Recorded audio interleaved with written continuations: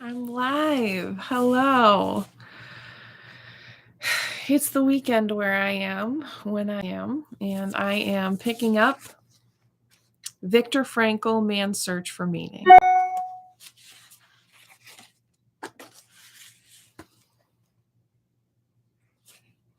We're at the bottom of page 29.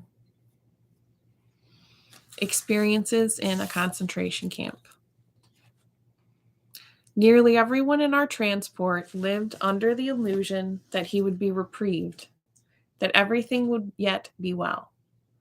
We did not realize the meaning behind the scene that was to follow presently.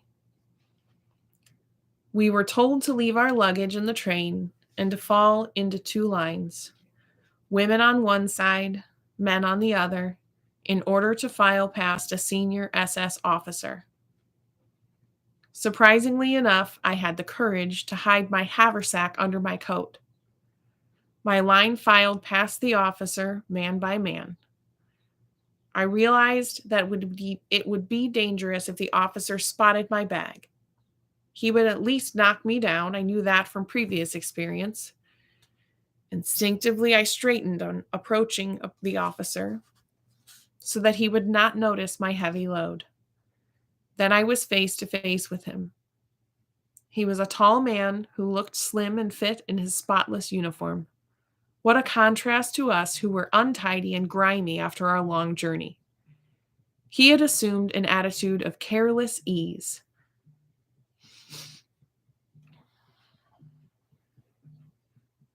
Supporting his right elbow with his left hand. His right hand was lifted, and with the forefinger of that hand he pointed very leisurely to the right or to the left. None of us had the slightest idea of the sinister meaning behind that little movement of a man's finger, pointing now to the right and now to the left, but far more frequently to the left. It was my turn. Somebody whispered to me that to be sent to the right side would mean work, the way to the left being for the sick and those incapable of work who would be sent to a special camp.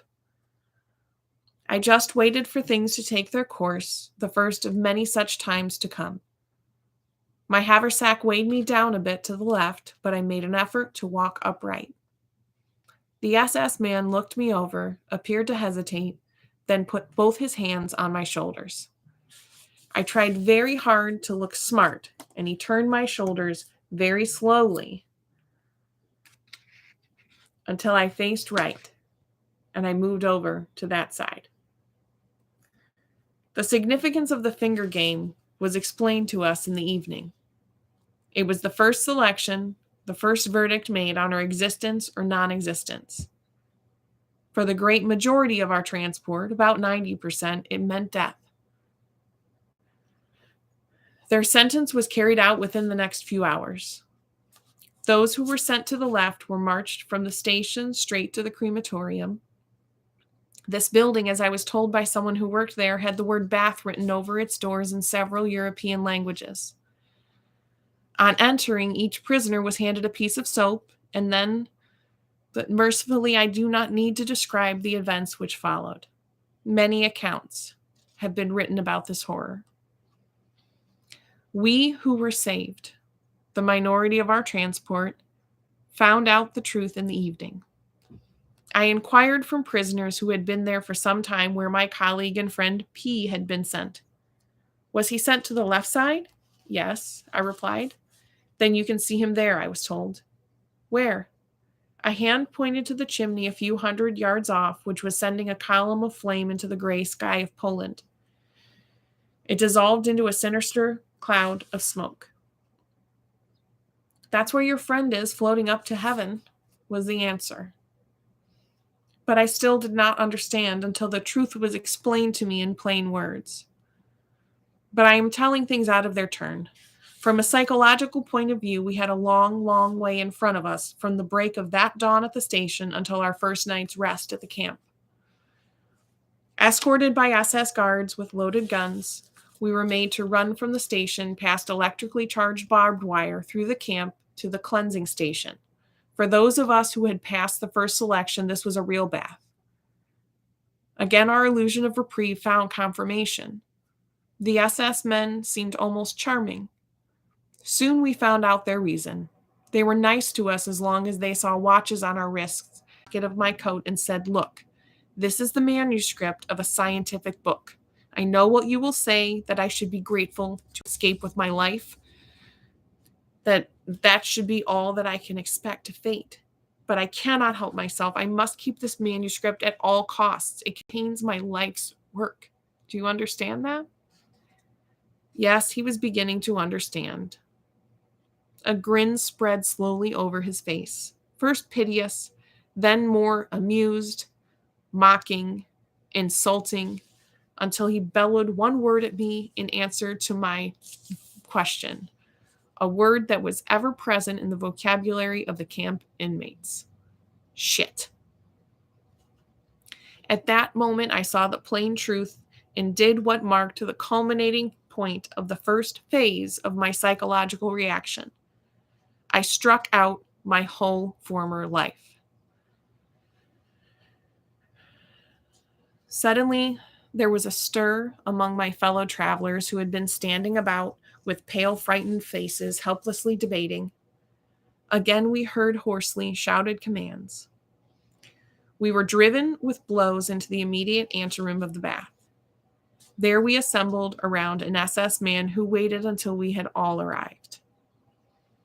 Then he said, "I will give you 2 minutes, and I shall time you by my watch.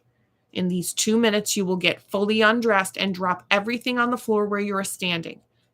You will take nothing with you except your shoes, your belt or suspenders, and possibly a truss. I am starting to count now."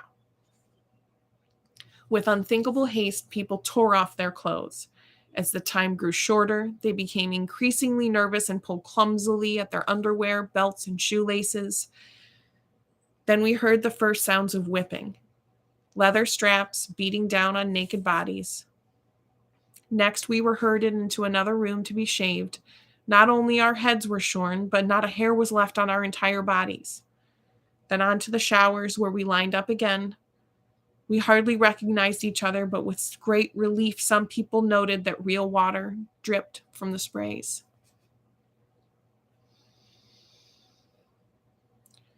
While we were waiting for the shower, our nakedness was brought home to us. We really had nothing now except our bare bodies. Even minus hair, all we possessed literally was our naked existence. What else remained for us as a material link with our former lives? For me, there were my glasses and my belt. The latter I had to exchange later on for a piece of bread. There was an extra bit of excitement in store for the owners of trusses. In the evening, the senior prisoner in charge of our hut welcomed us with a speech in which he gave us his word of honor that he would hang personally from that beam, he pointed to it, any person who had sewn money or precious stones into his truss.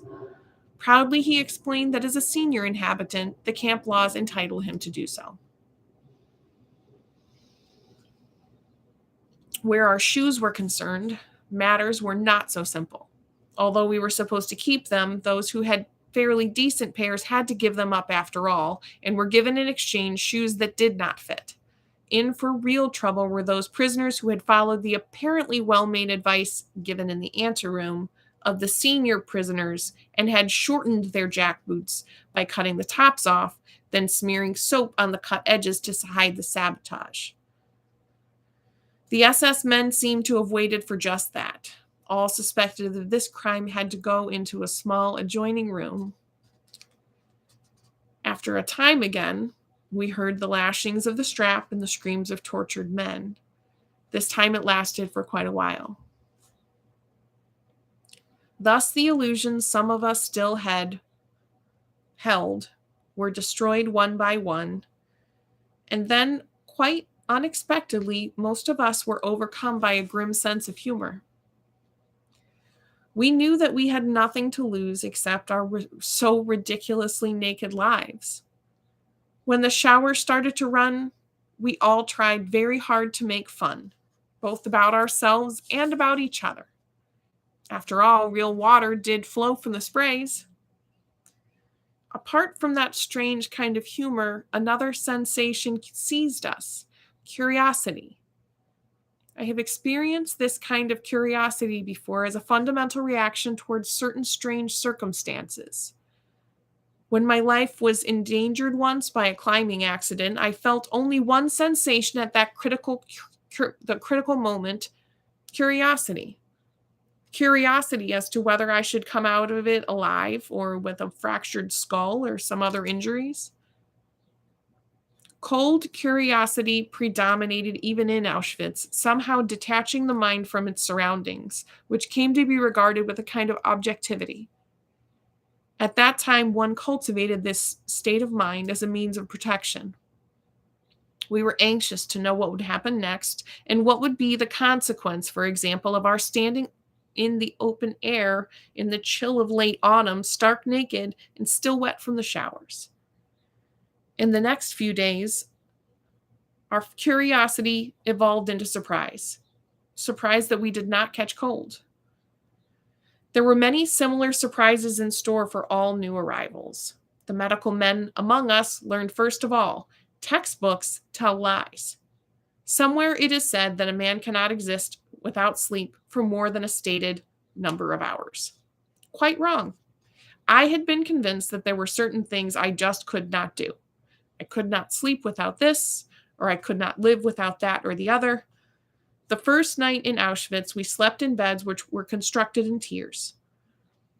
On each tier, measuring about 6.5 to 8 feet, slept 9 men directly on the boards. 2 blankets were shared by each 9 men. We could, of course, lie only on our sides, crowded and huddled against each other, which had some advantages because of the bitter cold. Though it was forbidden to take shoes up to the bunks, some people did use them secretly as pillows in spite of the fact that they were caked with mud. Otherwise, one's head had to rest on the crook of an almost dislocated arm. And yet, sleep came and brought oblivion and relief from pain for a few hours. I would like to mention a few similar surprises on how much we could endure. We were unable to clean our teeth, and yet, in spite of that, in a severe vitamin deficiency, we had healthier gums than ever before. We had to wear the same shirts for half a year until they had lost all appearance of being shirts. For days, we were unable to wash, even partially because of frozen water pipes, and yet the sores and abrasion on our hands, which were dirty from work in the soil, did not suppurate. That is, unless there was frostbite. Or, for instance, a light sleeper who used to be disturbed by the slightest noise in the next room now found himself lying pressed against a comrade who snored loudly a few inches from his ear, and yet slept quite soundly throughout the noise. If someone now asked us of the truth of Dostoevsky's statement that flatly defines man as being a being who can get used to anything, we would reply, yes, a man can get used to anything, but do not ask us how.